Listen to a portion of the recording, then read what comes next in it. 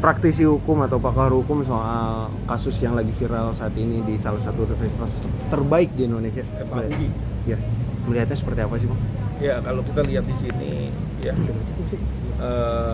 sebenarnya perlu dipahami masalah bagaimana medsos di kalangan mahasiswa ataupun di universitas tentunya.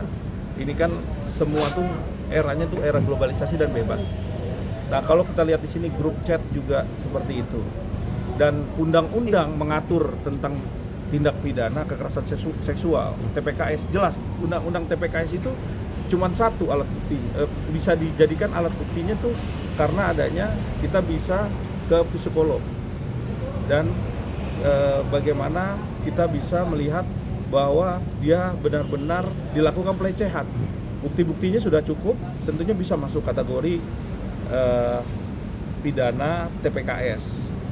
Nah, kita ngelihat di sini sangat miris ya. Kenapa? Karena memang yang namanya proses penyebaran ataupun bisanya daring dan bisa dimasukin ke media sosial terus jadi menyebar kemana-mana, ini hal yang menurut saya perlu ditindak tegas ya. Dari siapa? Terutama dari pihaknya universitas sendiri dan juga BEMS ini menjadi pengawas. Jadi kalau memang nanti terjadinya satu hal yang seperti ini lagi, kita bisa mengategorikan bahwa bukan cuma Universitas Indonesia aja yang sekarang ini lagi marak seperti ini, tapi universitas lain juga perlu dipertanyakan nih, ada nggak seperti ini? Karena jujur dari 16 orang yang diduga ya melakukan tindak pidana TPKS itu sudah melecehkan lebih dari 20 orang yang kena korbannya. Jadi kalau sudah seperti itu artinya memang ini sudah terstruktur di dalam kalangan mahasiswa. Kenapa terstruktur? Karena benar-benar sampai 20 lebih ya orang, terus dibentuk orang-orangnya. Jadi orang-orang ini udah memang sudah dipikirkan siapa aja targetnya kan gitu. Ini kan karena lebih dari 20 orang. Nah, ini yang menjadi konsentrasi ya. Tentunya bukan cuma di universitas, tapi proses hukum tetap juga harus dijalani nih kalau memang nanti ini bisa masuk unsurnya ya. Walaupun di dalam grup ya. Kalau kita lihat kan grup privat. Ya. Tapi dalam grup privat ini, kalau grup privat ini adanya melawan hukum, tandanya ini harus ditindak kalau menurut saya. Atau mungkin dibikin sanksi yang tegas dari pihak universitas untuk bisa dijadikan satu role model buat di kalangan Universitas Indonesia khususnya ya yang sekarang lagi marak. Bang, kampus kan harusnya menjadi ruang aman bagi mahasiswanya. Akhirnya melihat kasus seperti ini, apa sih ya Bang yang kurang dan yang harus dilakukan dari pihak kampus? Yang pertama adalah sosialisasi. Yang kedua memang tentunya dari sosialisasi ini kan tentunya mahasiswi ya tentunya yang dalam target kena tindak pidana kekerasan seksual itu juga menjadi satu sorotan. Jadi kita sekarang ini udah paham bagaimana sosialisasi ini bisa diterapkan di khususnya di universitas. Nah, melihat hal ini tentunya ada yang namanya posko ataupun tempat bisa pengaduan terhadap masalah-masalah yang sifatnya adalah mengandung TPKS ini, tindak pidana kekerasan seksual. Itu kan banyak hal tuh poin-poinnya. Nah, itulah yang kita harus mulai sedini mungkin, ataupun ada yang bergeser ataupun ada yang bentuk-bentuknya sedikit kena terhadap TPKS ini harus dilaporkan. Ada poskonya, ada tempat biar kita bisa berlindung ya di kampus sendiri. Tentunya ada bisa kita bikin hotline. Tentunya kampus juga punya punya wadah untuk bisa mengantisipasi hal-hal seperti ini tidak terjadi. Jadi kalau terjadi ada apa-apa yang kira-kira pergeseran begini, langsung laporkan. Nanti pihak kampus akan bertindak. Jadi ada tim yang namanya bisa memberikan satu punishment, berikan kepastian terhadap ya perlindungan buat mahasiswanya gitu.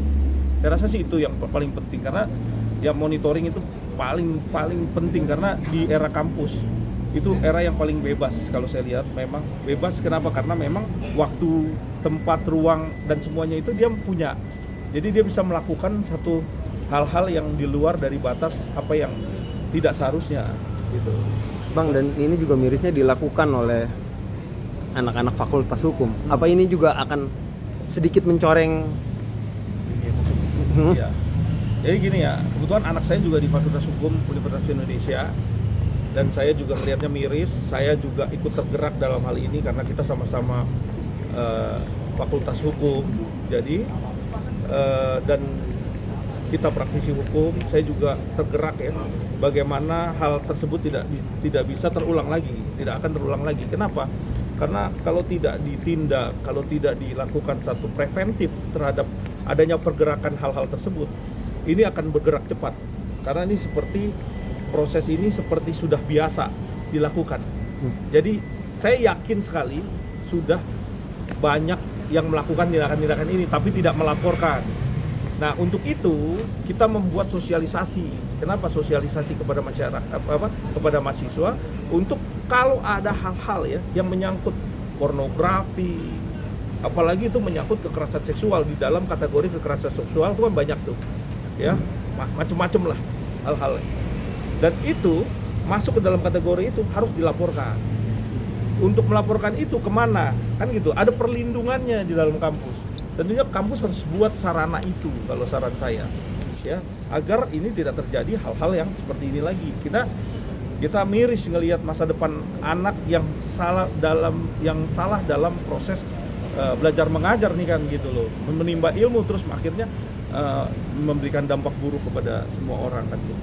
Mau gimana kalau orang udah belajar hukum, udah tahu hukum ya kan, belajar hukum, tahu hukum, tahu norma-norma, ternyata dia melakukan hal seperti ini kan miris sekali. Bagaimana nanti anak bangsa ke depannya? Kita harus tahu bagaimana cara memecahkan masalah ini. Dengan apa? Dengan dibuatlah satu preventif perlindungan. Bagaimana biar kampus ini masing-masing punya cara seperti apa dia melakukan satu pencegahan terhadap undang-undang TPKS ini. Abang akan terjun langsung untuk membantu korban? Kita siap kalau memang dibutuhkan, dan memang kita melihat dari sisi mana ya. Proses hukum ini kan nggak melulu harus melakukan pembelaan terhadap yang salah ya, tapi bagaimana juga ini kasus ini bisa selesai. Karena dalam proses mahasiswa ini tentunya ini menjadi pembelajaran yang paling mahal ya, karena ini menyangkut hak asasi dari manusia ya, dari perempuan, dan juga bisa juga terjadi pada laki-laki. Hal-hal tersebut tuh banyak aja yang terjadi, tapi setidaknya kita bisa melakukan satu pencegahannya. Bang, berarti ini sudah ada unsur pidananya berarti Bang dalam kasus ini? Saya tidak melihat bahwa unsur pidananya itu mutlak ya. Saya nggak melihat, karena kita harus lihat dulu nih dari grup pribadi privat ini, apakah orang-orang ini diekspos. Itu kan penyebarannya melalui undang-undang ITE, TPKS-nya. Nah, orang yang menjadi korban itu harus diperiksa dulu ya, psikisnya ya, terhadap apa yang dia terjadi. Nah, kalau memang itu terjadi, tandanya undang-undang TPKS masuk gitu. Undang-undang TPKS itu sangat sederhana.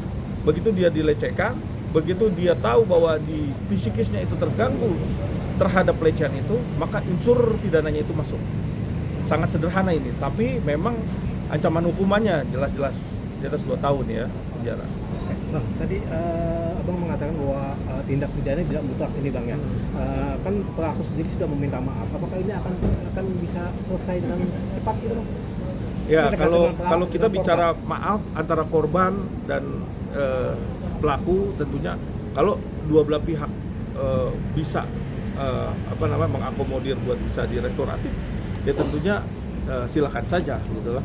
Tapi proses hukum sih sebenarnya ini menjadi satu poin penting untuk menjadikan efek jerah seseorang agar tidak melakukan lagi, atau pihak kampus turun tangan dalam hal ini menjamin dan memberikan satu punishment terhadap masing-masing mahasiswa ini. Itu yang terpenting, karena ini kan calon anak bangsa dan tentunya dia diberi kesempatan lagi oleh kampus untuk bisa dia belajar lagi di situ, atau dia diskors, atau dia dikeluarkan dari kampusnya. ini salah satu bentuk punishment yang tentunya harus dihadapin, harus diterima oleh pada masing-masing pelaku kan gitu. Jika dikeluarkan apa tindakannya tidak berlebihan, Pak? Ya, tentunya kita lihat dari segi moral ya. Tapi balik lagi, semua tuh kita melihat seberapa jauh dia melakukan tindakan ini. Tentunya ada kapasitasnya dia melakukan tindakan ini. Apakah dia dengan unsur kesengajaan ataukah masuk grup itu ada karena pertemanan dan lain-lain, kan tentunya tuh nanti kita dalamin. Maka untuk mendalami, menganalisa kasus ini tentunya harus berbagai sumber.